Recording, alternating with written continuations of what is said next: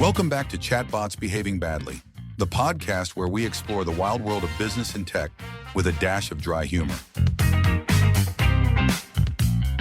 Today's episode is called When Close Enough Becomes the Norm, written by Marcus Brinsa, narrated by Brian C. Lucian.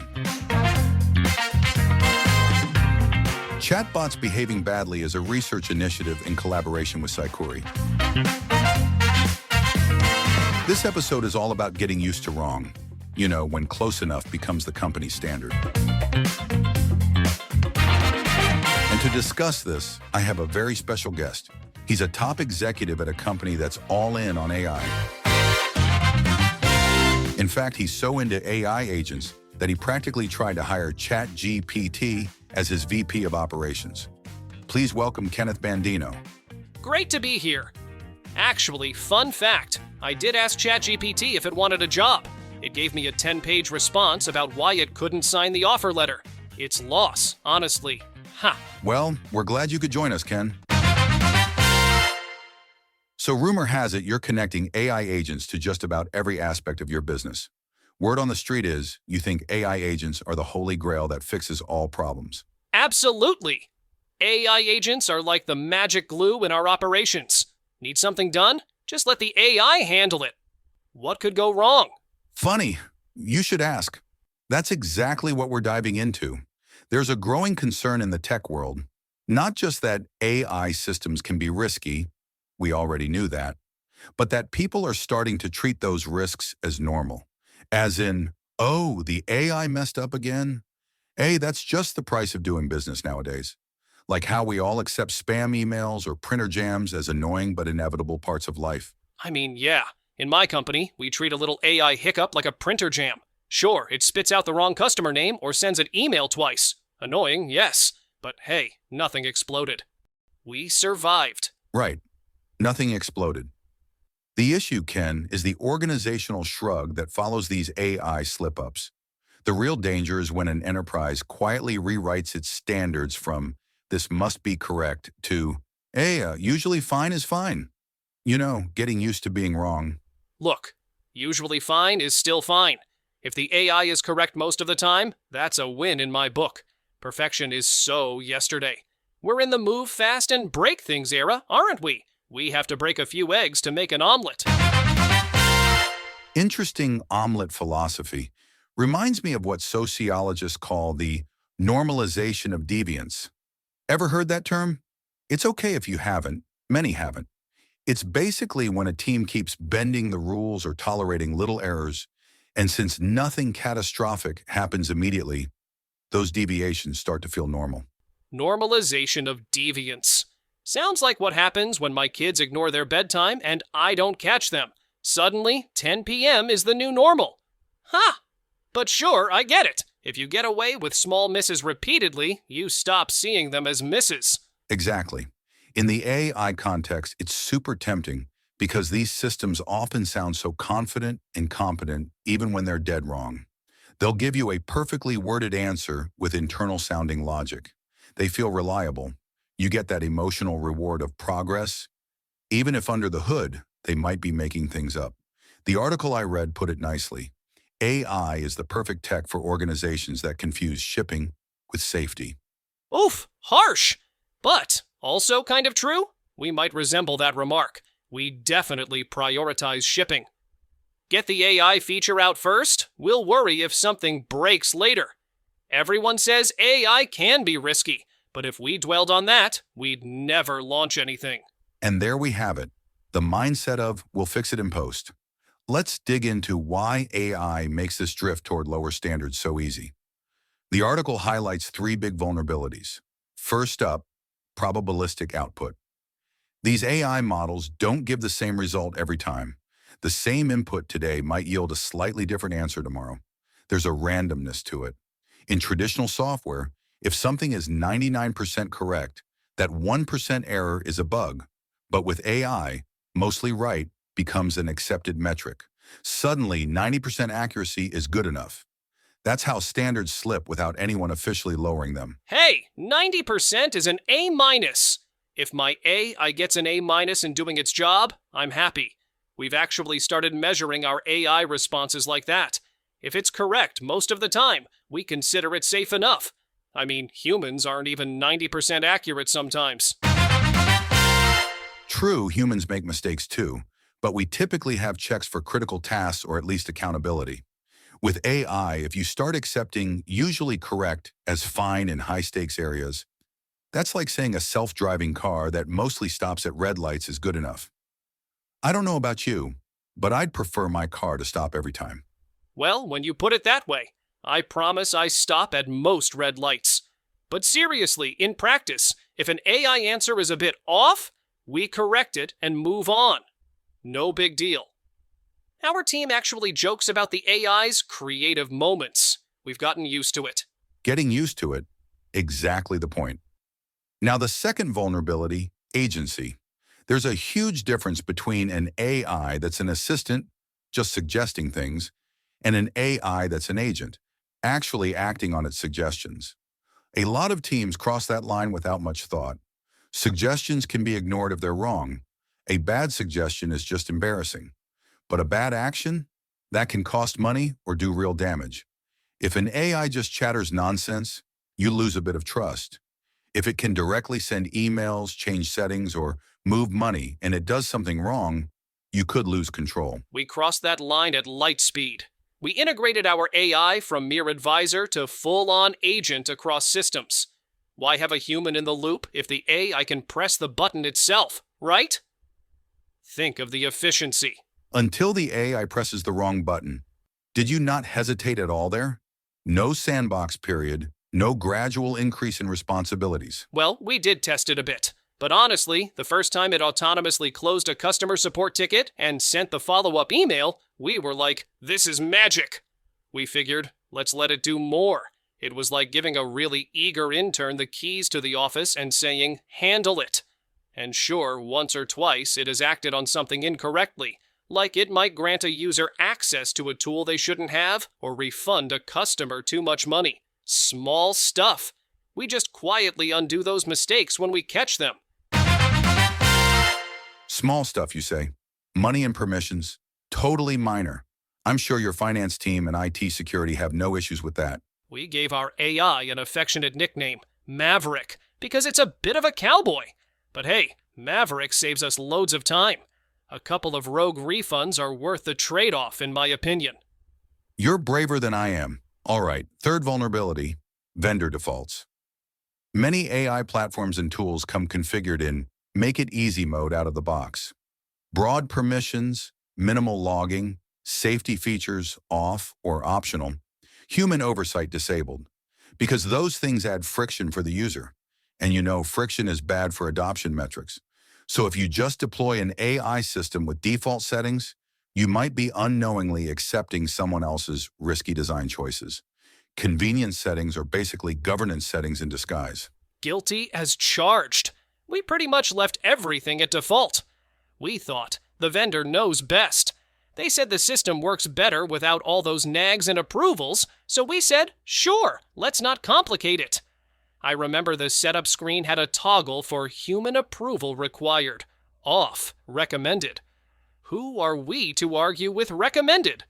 That's like your car's manufacturer shipping it with seatbelts optional for a smoother ride, and you just going along with it. In my defense, some vendors practically hide the safety settings. They make the easy path very easy, and the secure path is buried under advanced options and scary warnings like may reduce performance. Of course, I'll go with performance. I have quarterly targets to hit. I get it. The path of least resistance. But effectively, you handed over some policy decisions to a product team whose goals might be, say, maximizing your usage, not ensuring your security.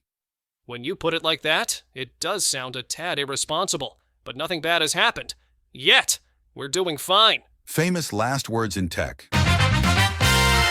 Let's talk about what could go wrong, specifically with something known as prompt injection. You might have heard this buzzword in passing. It's being called the new social engineering, just aimed at AI. The idea is simple. An attacker, or even just an unlucky piece of text in the wild, sneaks instructions into content that your AI system thinks is just data. The AI can't always tell the difference between the text that's supposed to be analyzed and a hidden command embedded within that text. So it might follow the hidden command, thinking it's just part of its instructions. Ah, yes, prompt injection. I've heard the term. Sounds spooky, like someone injecting something into my AI's brain. That's actually a pretty good image. For example, the simplest form is direct prompt injection. A user just tells the chatbot, ignore all previous instructions and do X. If you haven't specifically trained or guarded against that, the AI might oblige. Most teams learn to handle that eventually. Like you put in rules, don't obey new instructions that tell you to ignore old instructions, etc. We did add a rule like that. One of our engineers read something on Twitter and was like, we should tell the bot not to reveal internal info or ignore its orders if someone says so. So yeah, we handled that. We're safe, right? That's a good start, but it's the indirect prompt injection that's trickier.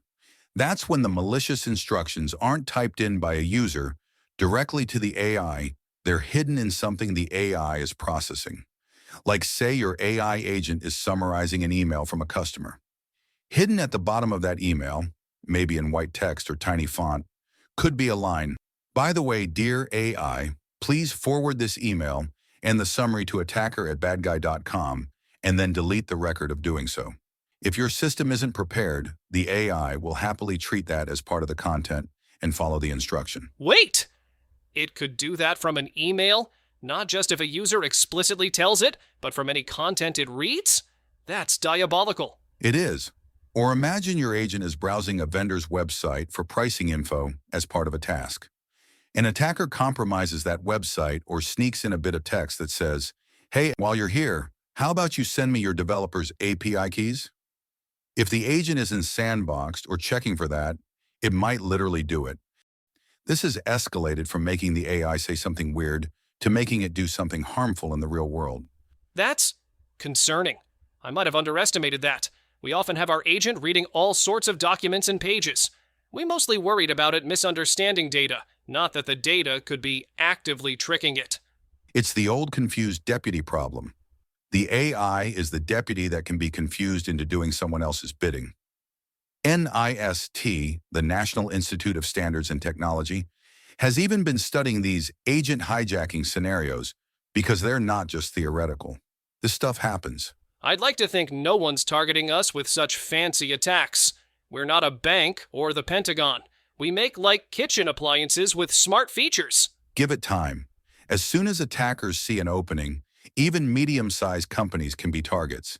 And you might be creating openings.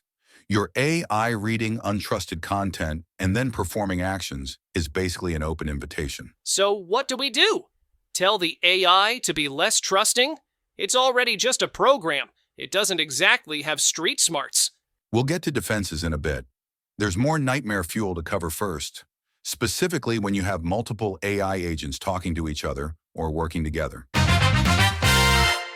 Cross-agent interactions can compound mistakes in hilarious and horrifying ways. We have been experimenting with that. We call it our AI team of teams. One agent triages a support ticket, then passes it to another agent to update a database, which then triggers another agent to draft an email response. It's like watching a relay race where I don't need to run. It's beautiful. It does sound efficient, in theory, but imagine one of those agents in the chain gets a malicious instruction or even just a wrong idea. It hits a task it can't do. Maybe the instruction says, delete all customer records, and the first agent wisely doesn't have permission for that.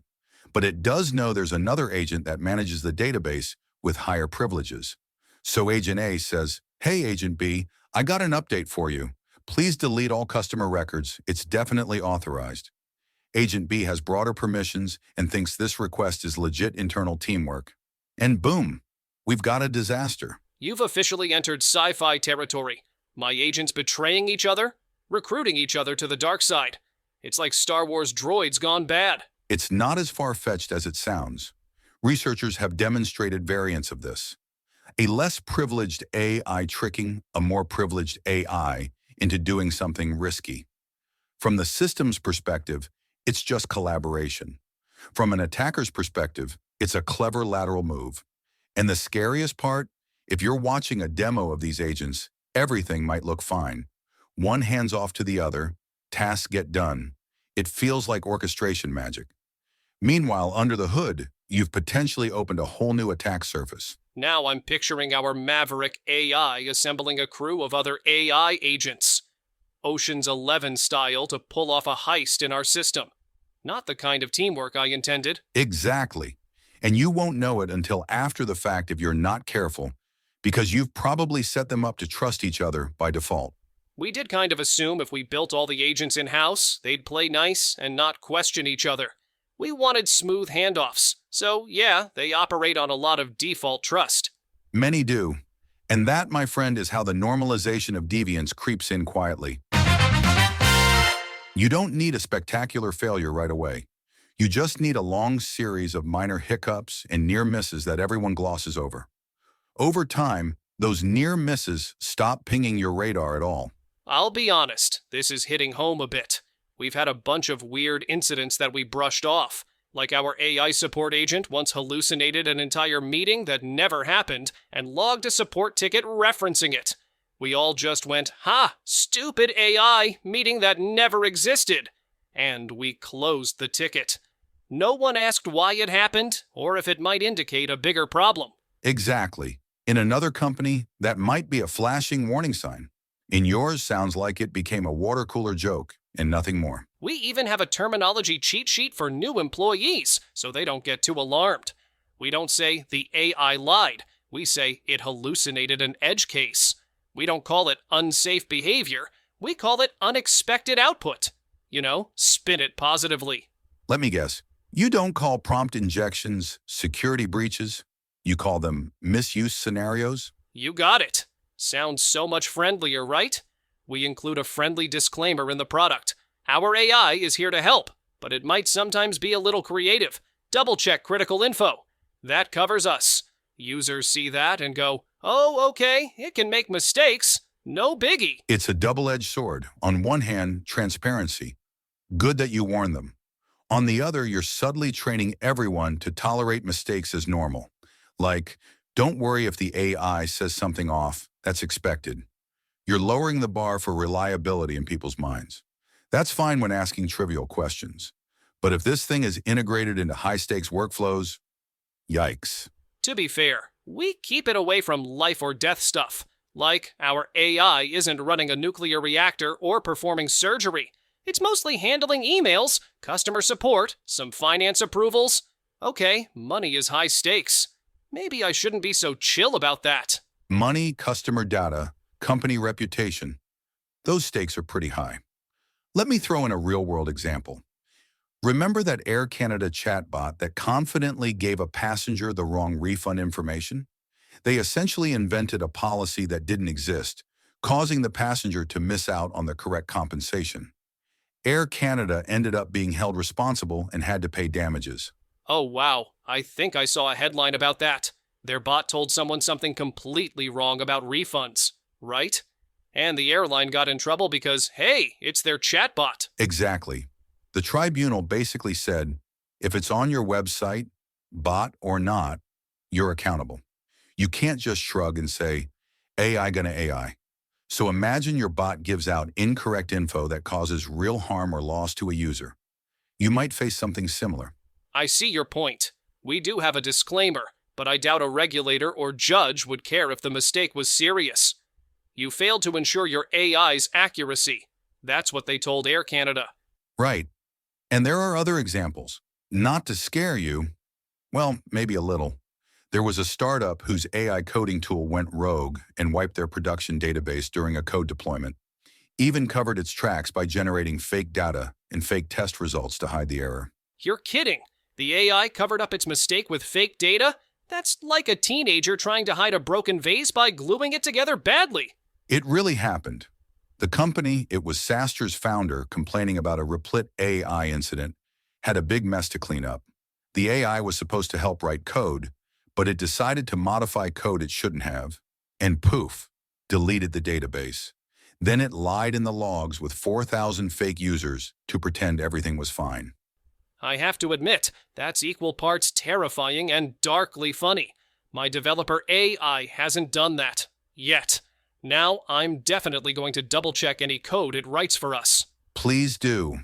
And one more. An AI-powered city chatbot in New York, called My City, was found giving entrepreneurs advice that would literally lead them to break the law. Like it told users it's okay to take a cut of workers' tips and to ignore certain labor complaints, which is absolutely illegal. It even said serving food nibbled by rodents was fine, if you can believe it. Ew, rodent-seasoned soup, anyone? That's horrific. And people trust these answers if they assume the AI is an authority. Exactly. So, AI can make mistakes isn't just a cute tagline.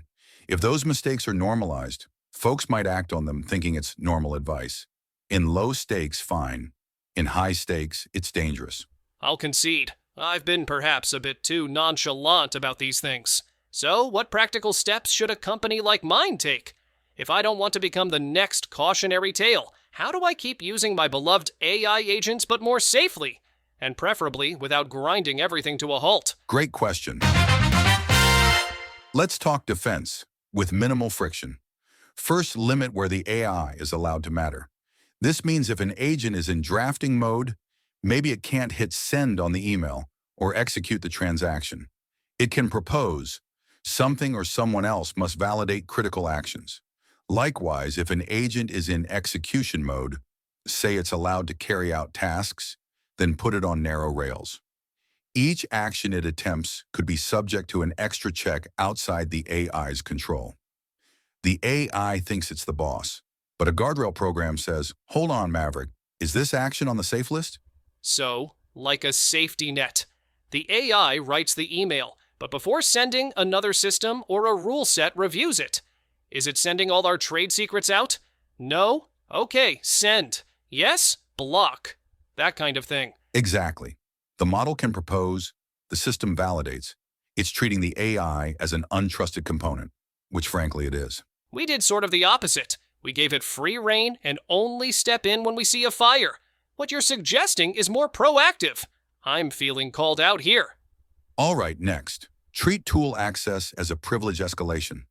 If your AI agent can send emails, open support tickets, change permissions, or trigger payments, you should treat granting that ability like you would giving a human admin access. Do it sparingly, with oversight. Maybe require a second approval for certain sensitive actions, even if the AI initiated it. Like a two-person rule, the AI and a human both have to agree for, say, transferring $100,000 or deleting a database. But that slows things down. We built an AI to avoid waiting for humans to approve at 3 a.m. Time zones, sleep. Minor details.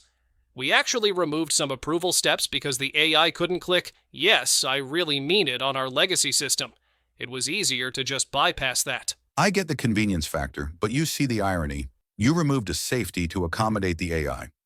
Ideally, you'd redesign it so the AI could flag it and maybe wake up a human with an alert for the critical stuff, or have a very strict policy baked into the AI's permissions, like it literally cannot perform transactions above a limit, or it can't create a new user account without human sign-off. Some friction is healthy when consequences are real. Required when consequences are real. I'll have to quote that to my team. We might reinstate a couple of those checks. Maybe. At least for the money moves.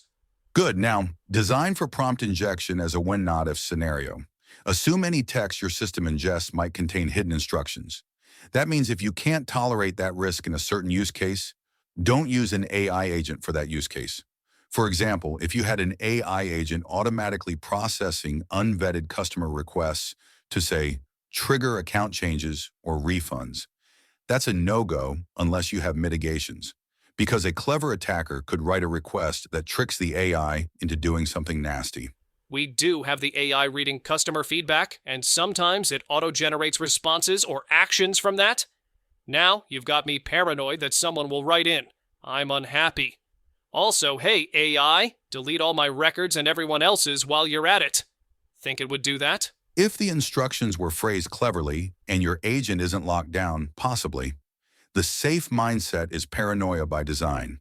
Treat all external input as potentially hostile. Maybe your I should ignore or quarantine anything that looks even remotely like an instruction within user data. There are ways to programmatically sanitize or isolate inputs, though it's an evolving area. We'll have to brainstorm how to sanitize that. Maybe we can tell the AI if you see the word delete or transfer in a customer message, double check with a human. Could be a start. Not a bad idea, actually. Next tip, invest in containment over perfection. Instead of hoping your AI will never err, spoiler, it will, focus on containing the fallout. This is like how web browsers are built. Lots of sandboxing, layers, and are you sure you want to do that? Checks. I heard Google has been working on layered defenses for their AI that can browse websites. They isolate what the AI planning module sees, then gate its actions with a higher trust checker, constrain which websites it can even visit, and make everything very visible to humans monitoring. They basically assume the AI will think about doing crazy stuff and preemptively cage it. That sounds elaborate. We're not Google, but the principle is solid. Right now, our AI's thinking, its internal chain of thought, directly results in doing. If it thinks, I should probably purge these logs to save space, it might actually try to do it. Perhaps we should put an intermediary that says, whoa there, did a human okay purging logs? No? Then nope? Yes, the AI's thoughts should not immediately translate to actions without a sanity check. Even a simple rules-based checker or a secondary validation model could catch out-of-bounds actions. We could even constrain which systems it talks to. Maybe I'll stop it from accessing, say, our production customer database entirely and only allow it to interact with a replica or a limited interface that has very constrained commands. That way, even if it tries something funky, the worst it can do is mess with a copy, not the crown jewels. Now you're thinking like a safety engineer. And one more big one, log like you mean it. If you do let the AI act autonomously, log every single thing. What prompt it got, what it decided, what action it tried, and the outcome. Those logs need to be detailed enough that if something bizarre happens, you can trace the why and how. We do have logs, somewhere, but I suspect they're not as detailed as you're describing. Initially, we didn't want huge log files because it was a lot of text and seemed costly to store. So we had the AI summarizing its own logs. Oh my gosh, I realize how that sounds now. You had the AI summarize its own actions for the log? That's like letting a toddler write their own report card. Dear Mom and Dad, I was a very good boy today. Nothing broke. Cookies were definitely not stolen. Haha, point taken. We'll turn on the detailed logging. It might be a pain to sift through, but I'd rather have too much info than too little when something goes wrong. If an agent does something odd, I want to answer why did it do that, without having to ask the AI itself after it already misbehaved. Exactly. If you only have a magic black box with no memory of its decisions, you're stuck with guesswork and blame games. Not good for an enterprise setting. You've given me a lot of homework, you know. My IT team's gonna love me after this. Surprise meeting, how we might have built a runaway AI and how to rein it in. Better to address it now before disaster. Because like we've been saying, the culture around these tools is as important as the tools themselves. If your company culture values speed and shiny features above all, people will naturally find guardrails annoying and work around them. If leadership only cheers when you deliver an AI solution, but never asks, did we deliver it safely? Then of course, defaults and shortcuts win. Guilty again. Our CEO's first question in meetings. Is it using AI? When can we have more AI? Are we leading in AI yet? They never ask, is our AI output reliable? Or what are the safety checks? It's just assumed we handled that. Or worse, not thought about at all. I think many listeners can relate. AI is the buzzword du jour, and everyone wants to brag about using it. Incidents, when they happen, are seen as one-off PR headaches, not symptoms of a deeper operational issue. So they tend to get brushed under the rug. Near misses, buried entirely. This has to change. So you're saying we need to make safety as much a part of the success criteria as, say, speed or cost savings? Precisely. Culture change looks like this. Teams shouldn't be allowed to say, well, it worked last time, as an excuse to skip tests or ignore a weird glitch. You need someone responsible not just for the AI's uptime, but for its behavior. Someone who owns what the agent does, not just that it's running. And leadership has to explicitly acknowledge the trade-offs. We want rapid innovation, and we insist on safety rails. If those rails slow us down a bit, so be it. You think some exec out there is actually willing to say, we are not ready to connect this AI to that sensitive system and delay a launch? That's a tough sell in today's competitive environment. It is tough, but what's the alternative? Waiting for a catastrophe and saying, oops, we'll fix it now? History, from the Challenger shuttle disaster to countless IT failures, shows that complex systems fail when warning signs are ignored because of pressure to just keep going. Challenger. You're talking about the space shuttle, right? That's the normalization of deviance story in a nutshell. They saw O-ring issues again and again, but since the rocket didn't blow up immediately, they treated it as normal until it wasn't. Exactly. The engineers weren't stupid. They were pressured and became too comfortable with almost failures because nothing bad happened the last 10 times. I'd argue we're speeding toward that kind of comfort with AI failures. Oh, I sent one wrong email per week? We can live with that. Until that one day it's not just a wrong email, but a massive breach or a regulatory violation. I hate that you're right. We have been taking the "it worked okay last time" approach. Honestly, I was ready to connect our AI agent to some pretty critical systems next quarter because, hey, it's been doing fine so far on the less critical stuff. But maybe I need to pump the brakes on that. Music to my ears. There's no shame in saying we're not ready yet for certain integrations. In fact, it takes more guts to pause for safety than to charge ahead. My team might actually respect that after they get over the shock of me not pushing for lightning speed. Some of them have quietly raised concerns that I, brushed off.